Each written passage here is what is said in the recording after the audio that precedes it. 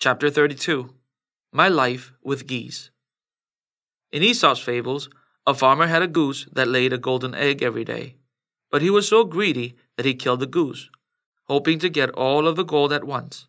But he found nothing but a few small eggs inside the goose. The story teaches that if you are too greedy, we may lose what we already have. When I was in high school, I raised thousands of hens in the suburbs of Daegu. In college, I raised thousands of wild ducks on the island of Jeju. I have to admit that my farming skills with both hens and ducks were weak. After graduating from college, I decided to raise the animals that produced the best meat.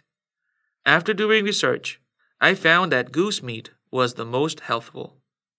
Geese are very useful birds. They help farmers' fields by pulling up weeds. Their meat is rich with unsaturated oil. People in France and Germany eat around 60 million geese during the Christmas season, and goose liver, known as foie gras steak, is an expensive food. More and more people in the United States and Canada have started to eat goose rather than turkey. Geese do not need coops, for they can stand outside, even on ice, for many days. The feathers of geese are used for making mattresses and quilts.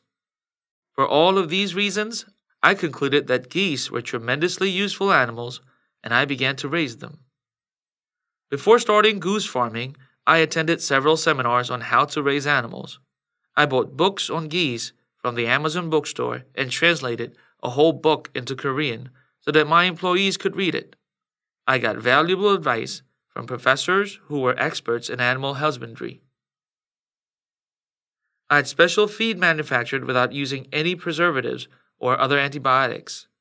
I bought a large piece of land and planted vegetables, dividing the land into 12 different sections with fences surrounding each section.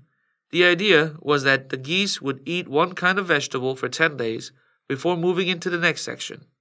This was one way to save money on expensive geese feed.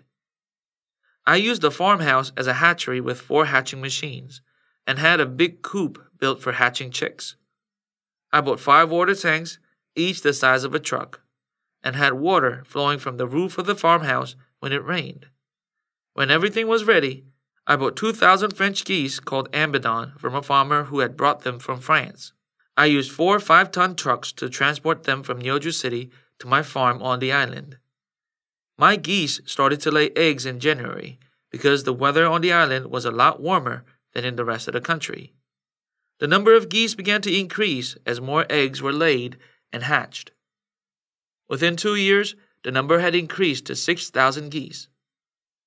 Even though I made careful plans for the business, various unexpected problems happened, one by one. The geese had to be slaughtered, but they couldn't be hooked up in an automatic slaughtering machine because they were too large, weighing over 3 kilograms. Birds heavier than 3 kilograms had to be killed by hand, which cost 12 times as much. It cost me $7 to prepare each goose that weighed 8 to 12 kilograms. The feathers could not be sold because they had to be separated cleanly from the meat, and I couldn't find a specialist to do the job. The most difficult problem was that people in Korea were not interested in eating goose meat. I had a serious problem. Koreans didn't want the meat, and it was too much work to export the geese to other countries. Once they were slaughtered, they had to be packed in vinyl vacuum bags. I also needed a refrigeration facility where the dead geese could be frozen at 40 degrees below zero and then kept for a year or 2 at 20 degrees below zero. So I rented a facility near my farm. I made medicine from geese and herbs. Before I could promote sales of the medicine, it had to be inspected by the government. Later, after a 3-month-long experiment, Jeju University let me know that I couldn't sell my medicine because having both meat and herbs in it, it wouldn't keep very long, even though it was kept in the freezer. People living in the neighborhood began to complain about the sound of geese in the morning and night.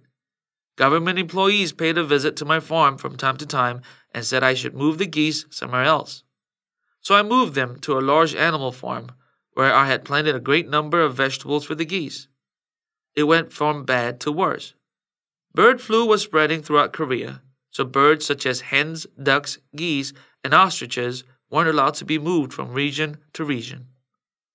I was in a great dilemma. I had to feed the geese 2 or 3 times a day, or they would all die. I began to think of some creative ideas that could save me from difficulty. I have always believed that there are countless answers for every problem. At last, the answer came. I decided to put an advertisement in the newspaper. The ad said, "If you want a natural grass cutter, use geese." Then the owners of tangerine orchards on the island began to buy geese from me. Some farmers bought 5 geese and others 20 or 30 at a time.